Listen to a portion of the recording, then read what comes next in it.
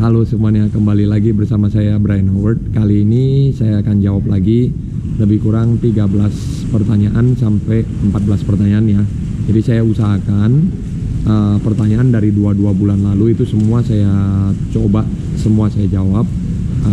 Kemarin sore saya coba untuk kumpulin semua, ada di kan saya login tuh biasanya kalau di ini ya, di saya punya kolom komentar tuh, itu siapa yang subscribe kan langsung keluar tuh pertanyaannya. Nah, dan ada yang juga yang belum subscribe itu ada yang keluar, tapi biasanya itu yang subscribe itu langsung kelihatan tuh siapa yang menjawab, siapa yang kasih komentar ya. Nah, dan satu hal lagi yang perlu saya ingatkan, ketika teman-teman bener serius mau tanya, subscribe aja dulu, jadi gampang langsung kelihatan. Dan juga ada yang tidak keluar ya, ada beberapa yang saya cek di handphone nggak keluar. Dan di notifikasinya, lalu habis itu di kolom komentar juga enggak, ternyata ada yang belum subscribe juga. Nah itu loh yang saya bilang selalu, saya dapat notifikasi komentar dari teman-teman yang selalu katakan pertanyaan saya belum dijawab, karena teman-teman mungkin belum subscribe, dan juga ketika kasih pertanyaan itu tidak terdeteksi ya, karena kan pertanyaan cukup banyak nih, bukan hanya dari teman-teman yang tidak subscribe aja gitu, yang subscribe juga beri pertanyaan ya. Jadi kalau memang serius mau tanya, langsung aja subscribe dulu baru ditanya ya. Oke, langsung pertanyaan yang pertama. Saya nggak lama-lama ya, karena saya coba untuk jawab semua pertanyaan hari ini. 10 kali 400 meter itu boleh menggunakan equipment atau alam bantu fins kan? Nah, kalau 10 kali 400 kan itu,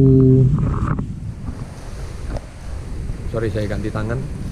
Kalau 10 kali 400 kan itu biasanya long distance ya. Nah, kalau long distance itu, kalau misalnya anak-anak ini nggak kuat, contohnya teman-teman boleh kasih ini 10 kali 400, tiganya pakai benang biasa, tiganya pakai pull buoys dan pedals, tiganya pakai pedals dan fins, satu terakhirnya pakai fins, itu pun boleh. Ataupun kombinasi kayak tadi, atau misalnya kalau memang mau menggunakan alat bantu fins itu boleh ya. Jadi misalnya 10 kali 400, kalau belum kuat ya boleh pakai fins. Tapi kalau saran saya juga jangan semua pakai fins, supaya dia juga merasakan kakinya gimana tendangnya, tarikan tangannya gimana tariknya. Jadi ketika mereka berenang 400 itu terbiasa dengan tanpa alat gitu ya. Nah, tetapi kalau tidak sanggup boleh turun jadi 10 kali 300, nggak sanggup lagi boleh turun 10 kali 200 ya. Contohnya seperti itu ya. Nah, lalu habis itu pertanyaan kedua. Nggak lama ya, saya langsung jawab. Oke, Bang, gimana caranya biar bisa berenang gaya bebas 100 meter non-stop? Saya maksimal cuman bisa 50 meter. Oke, itu pertanyaan kedua ya. Udah lihat ya tadi ya. Nah, sebenarnya kalau mau berenang itu konsisten ya menurut saya ya. Jadi jangan hanya katakanlah untuk hiburan datang sekali mau berenang 100 meter, ya itu pasti ngep ya. Maksudnya ngos-ngosan. Nah, tapi kalau memang benar mau berenang 100 meter, ya rutin aja latihannya, misalnya seminggu. Kalau benar-benar nggak punya waktu pun nggak masalah, seminggu sekali datang latihan. Nah, boleh terapkan kaki, tendang kaki. Berenang itu lebih kurang ya mungkin 20-30 menit kalau hanya mau berenang 100 meter ya. Tapi kalau misalnya tidak punya waktu banyak, ya berenang aja cukup 30 menit latihannya ya. Kaki, kalau saya boleh kasih saran, tendang kaki ya per 25 pun boleh, per 25 berhenti, itu kalikan 4, 1, 2, 3, 4, habis itu diulang mungkin 3 apa 4 ronde gitu. Jadi katakanlah 12 kali 25 ya. Nah, nanti lama-lama teman-teman bisa ganti jadi 6 kali 50, lama-lama boleh diganti jadi 3 kali 100. Jadi nanti terbiasa ya, mungkin seminggu boleh latihan sekali, atau seminggu latihan mungkin 2 kali gitu ya. Oke, langsung masuk ke pertanyaan ketiga. Maaf ya, ini kan pertanyaannya agak banyak, jadi saya agak cepat ya. Nah, selamat siang Mas Brian. Saya belum tahu istilah dalam sistem BINPRES. BINPRES itu pembinaan prestasi ya. Apakah itu point by name dan point by number? Ini sebenarnya kalau point by name, point by number harusnya entry by name, entry by number ya. Nah, jadi sebelum multi event seperti Peparnas, kalau itu NPC ya, seperti Popnas, lalu habis itu Porwil, PON, SEA Games, Asian Games, Olympic Games, itu kan multi event ya. Itu umumnya kita entry by number dulu. Biasanya itu mereka kasih 6 bulan sebelum sih ya, 6 bulan sebelum apa 5 bulan sebelum, katakanlah PON ya, 5 bulan sebelum atau 6 bulan sebelum itu sudah harus masuk yang namanya entry by number biasanya ya. 3 bulan ya kalau nggak salah ya, 3 bulan atau 6 bulan sebelum. Nah, nanti 3 bulan sebelum itu akan ditutup dengan entry by number. Jadi masing-masing provinsi siapa aja yang mengirimkan atletnya ke PON misalnya. Nah, itu entry by name. Tapi entry by number itu nomor-nomor apa saja yang mau dibuka. Jadi panitia bisa melakukan susunan acaranya gitu ya. Panitia PON misalnya bisa melakukan atau menyusun susunan acara untuk PON itu sendiri ya. Nah, kalau entry by name itu biasanya setahu saya 3 bulan sebelum, atau mungkin kalau diperpendek pun itu 2 bulan sebelum ya, itu sudah masuk namanya. Nah, umumnya untuk ke multi event ya. Oke, pertanyaan yang ketiga. Selamat siang, pagi, sore coach. Banyak banget ya.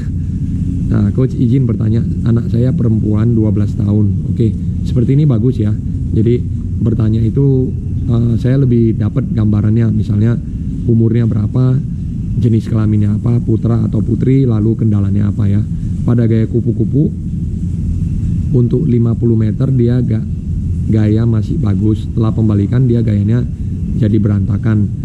Apakah solusi drill atau latihan darat agar di 100 meter dia bisa bagus gayanya? Umumnya ya kalau masih umur 12 tahun kan itu putri masih baru mulai menjalankan program latihan. Nah, kaki itu coba perkuat kaki ya. Kalau mau 100 meter dengan gaya yang bagus itu kaki diperkuat, lalu drill tarikan tangan, misalnya 8 kaki 1 tangan, 8 kaki 1 tangan, ataupun half stroke drill itu pun boleh. Dan kalau untuk latihan drill sendiri, kalau benar ngerjakannya itu pun berat ya, bukan ringan ya.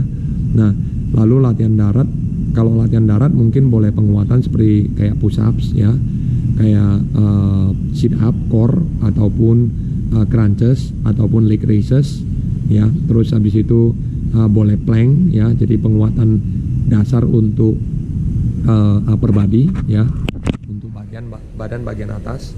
Lalu habis itu plank kan banyak jenis-jenisnya ya. Lalu habis itu ada juga pilates, boleh juga dikerjakan ya.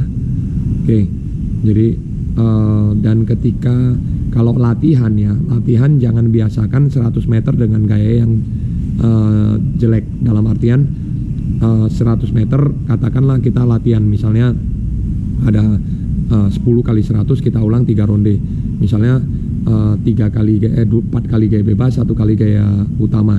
Nah, ketika gaya utama kan mungkin dia pilih gaya kupu. Nah, ketika gaya kupu itu kita boleh kerjakan kasih 25 bebas, 25 kupu, 25 bebas, 25 kupu. Tujuannya supaya apa? Ketika stroke-nya dia kerjakan kupu, karena kupu ini kan dia harus sinkron, catch-nya juga harus samaan dengan tarik tendangan kaki, tarikan tangannya. Nah, jadi kadang memang mau tidak bagus stroke-nya ya, karena kan kupu-kupu harus ngangkat badan ya, naik ke atas seperti short axis seperti itu ya. Nah, jadi saya sarankan boleh 25 bebas, 25 gaya kupu. Jadi anak-anak ini tetap jaga di stroke yang benar, biarpun ketika dia berenang itu dia belum kuat, tapi ketika dia berlomba dia tetap teringat 25 terakhir pun itu masih harus dengan stroke yang benar. Karena apa? Ketika kita latihan kita nggak pernah kasih stroke yang jelek. Ketika capek pun dia terlena dengan stroke jelek, itu tidak terbiasa gitu ya. Nah, jadi kalau saya sarankan lebih bagus kasih 25 bebas, 25 kupu dulu kalau belum kuat. Tapi kalau sudah kuat ya boleh dikurangin gaya bebasnya ya. Mungkin itu aja ya. Nah, pertanyaan kelima, coach, latihan apa yang pas untuk hari berikutnya setelah selesai latihan beban fitness? Aerobik, speed, race pace atau race pace. Sebenarnya gini ya, fitness pun ada tiga jenis ya. Ada satu namanya weight training, itu ada endurance weight, ada resistance weight, ada power weight ya. Nah, lalu sekarang ini kan ada yang namanya, maaf saya ganti tangan ya. Sekarang ini kan ada namanya chain kinetic ya, chain kinetic workout ataupun latihan sinkron antara upper body dan lower body. Nah, itu juga menggunakan beban ya. Itu hampir sama kayak latihan fitness juga, cuman dinamik pergerakan. Jadi misalnya gerakannya itu bukan statik ya, bukan yang hanya menggunakan mesin, tapi yang non mesin tapi menggunakan beban berat ya. Nah, itu kalau saya boleh kasih saran, ini anak-anak umur berapa dulu? Nah, kalau setelah latihan beban atau fitness itu boleh aja jalankan aerobik, boleh jalankan speed, boleh jalankan race pace. Kalau anak ini adalah sprinter misalnya khusus, ya udah berarti dia harus jalankan yang namanya speed ya. Karena kita mau tenaga itu setelah dilatih di latihan beban atau latihan fisik itu besok pagi itu bisa digenerasikan atau generate ke latihan speednya itu ya. Jadi kekuatannya itu bisa dipakai untuk speednya. Tapi ketika anak-anak ini penang jarak panjang, jadi setelah dia latihan beban, dia besok paginya itu harus set aerobik gitu loh. Jadi dia generate tenaga dia yang dia latih di fitness untuk ke jarak panjang. Kira-kira seperti itu ya. Jadi sangat tergantung sekali, nggak wajib untuk harus latihan.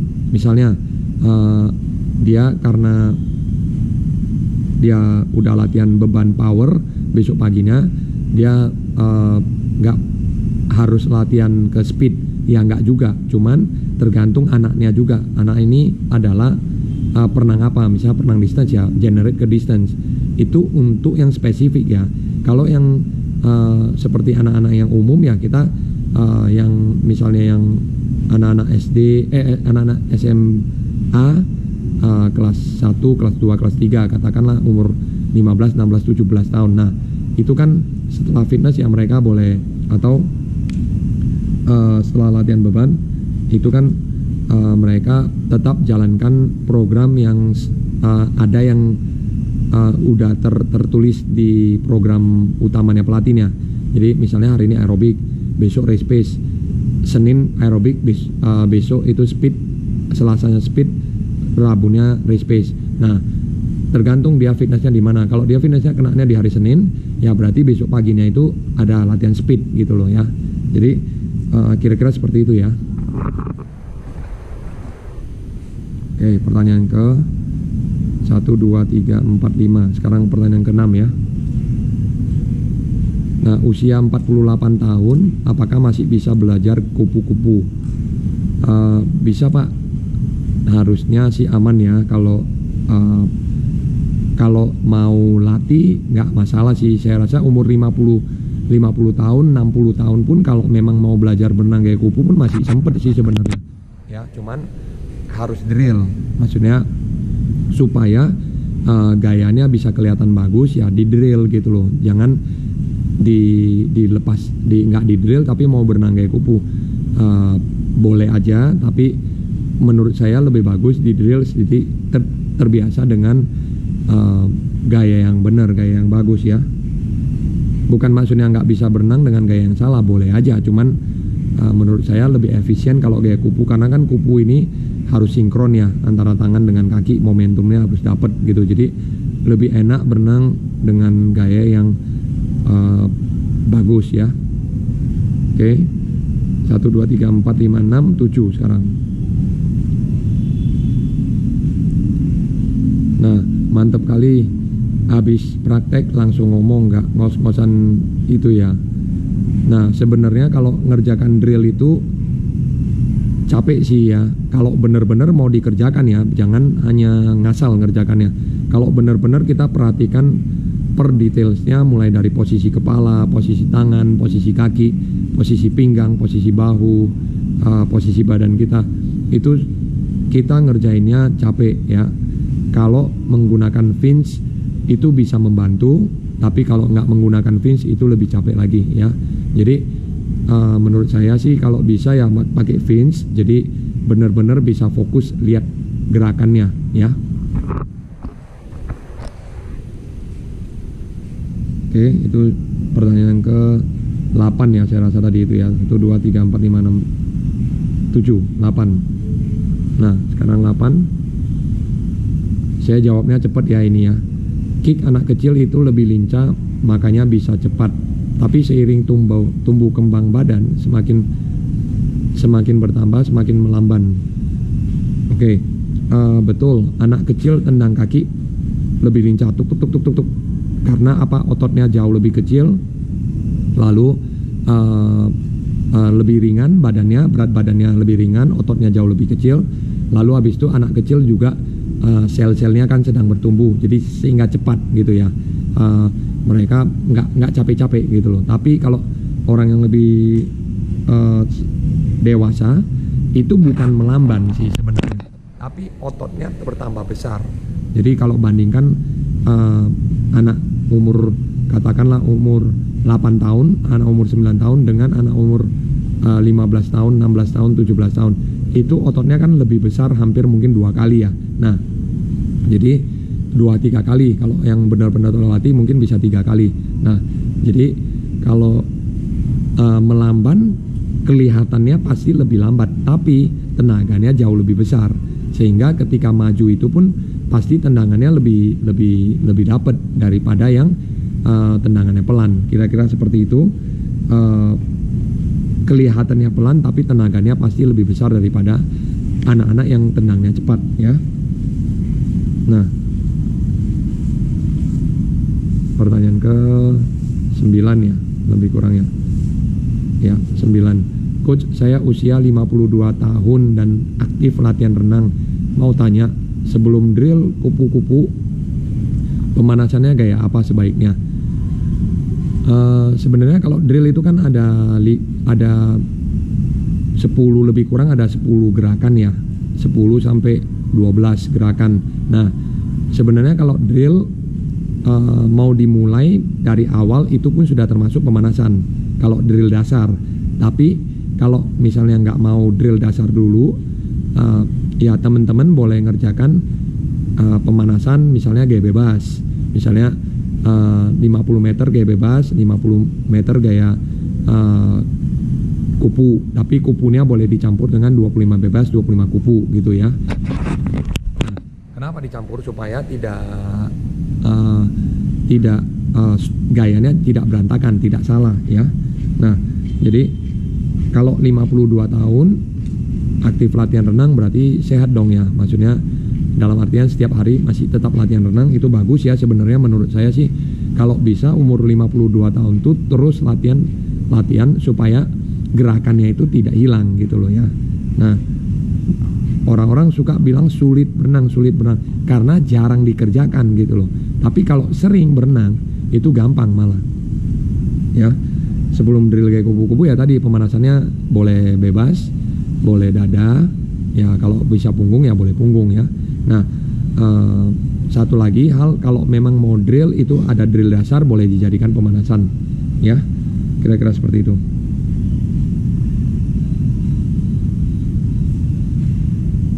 Pertanyaan yang ke-9 ya. Makasih ilmunya coach. 9 apa 10 lebih kurang 10 ya. Makasih ilmunya coach, semoga berkah dan bermanfaat buat klub kami di Makassar, Janisari Swimming Club. Nah, salam juga buat teman-teman yang ada di Janisari Swimming Club ya, Makassar. Tetap semangat, semoga lancar semua latihannya ya di bulan puasa juga ya. Teman-teman yang di Makassar dan sekitarnya, oke? Salam ya.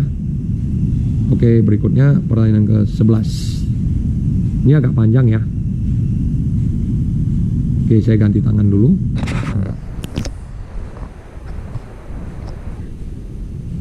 Nah, halo coach. Terima kasih buat konten-kontennya yang sangat inspiratif. Sama-sama ya.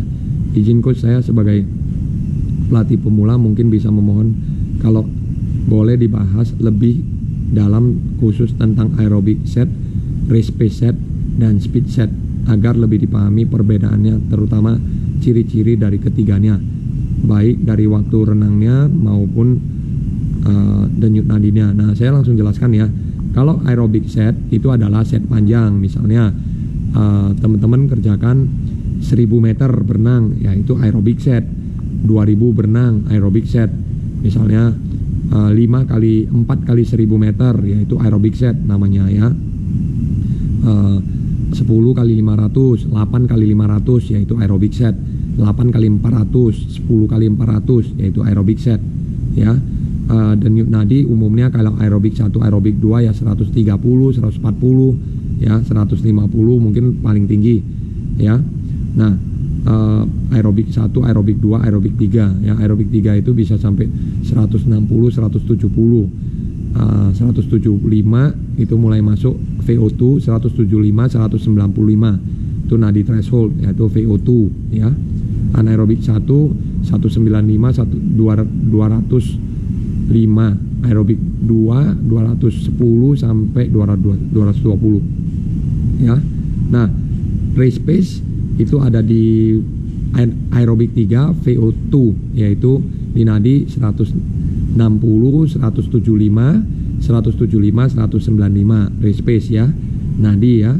Speed set itu ada aerobik 1, anaerobik 1, anaerobik 2, sorry. Anaerobik 1 itu lebih kurang di 200, 195 sampai 19 sampai ke 20 itu udah 20, 21 lah ya. Itu udah anaerobik 1. 21 ke 22 itu anaerobik 2, itu speed set ya. Nah, ciri-cirinya kalau race pace itu misalnya 10 kali 50 diulang 3 ronde. Biasanya istirahatnya itu lebih kurang di 30 detik ataupun interval lebih kurang di 110, 120, 1 menit, 105, 115 gitu ya. Nah, kalau speed set itu kayak misalnya contoh yang paling sederhana adalah 4 kali 25 diulang misalnya 3 ronde, 4 ronde ya, itu speed set. Setiapnya ya 1 boleh banding 1 kerja, 1 istirahat. Berarti lebih kurang katakanlah 15 detik kerja, 15 detik istirahat ya. Per 30 detik jalan misalnya. Kalau kuat boleh ditambah misalnya 6 kali 25 diulang 3 ronde misalnya, atau 5 kali 50 3 kalinya tahan di 80-70%, 2 kalinya sprint all out pakai fins misalnya. Nah, itu speed set ciri-cirinya. Baik dari renangnya maupun denyut nadi yang digunakan pada 3 kategori set latihan tadi ya, saya udah sebut ya. Itu umumnya lebih ke, kalau mau pahami ini lebih ke energy system ya. Untuk variable speed itu apakah dan bagaimana juga cara menentukannya. Kalau variable speed adalah sebenarnya banyak ya variable speed ya. Ada 4 kali 50, ada yang 4 kali 25, yang 4 kali 50 misalnya yang pertama adalah 15 fast, lalu habis itu yang kedua adalah yang 50 kedua adalah long swim, yang 50 ketiga adalah speed drill misalnya, yang 50 kedua tadi misalnya build up, ataupun yang 50 kedua adalah katakanlah fartlek, yaitu 15 cepat 15 pelan, 15 cepat 10 pelan, 15 cepat 5 pelan gitu loh, lebih kurang ya. Atau 10 cepat 10 pelan, 10 cepat 5 pelan gitu-gitulah ya. Itu fartlek namanya ya. Lalu habis itu terakhir itu ada drill speed misalnya, atau 15 meter pakai head up misalnya ya. Lalu yang 4x25 itu juga sama, ada yang 15 meter 25 meter fast, 15 tambah 10 tambah 25 meter fast ya. Itu divariasikan aja boleh ya, nggak jadi masalah. Terima kasih coach, semoga channelnya terus berkembang dan terus menginspirasi. Terima kasih sama-sama. Coach ingin bertanya untuk program nih ya, terakhir ya, ada 2 terakhir ya, 1 terakhir ya. Untuk program untuk program kelas 15 tahun atau bisa kasih saran program cocok untuk atlet kelas senior atau KU2 ke atas. Itu sebenarnya boleh dilihat dari video yang saya pernah buat ya di papan tulis. Jadi bisa langsung diklik aja ya, dicek di masing-masing ya. Lalu ini pertanyaan terakhir, Coach Brian, kalau teknik anak belum betul apakah berpengaruh pada saat interval? Pengaruh ya, jadi teknik dulu dibenerin. Oke, itu aja video kali ini. Jangan lupa berikan kritik dan saran di kolom komentar. Saya Brian Howard, sampai jumpa di video berikutnya. See you in the next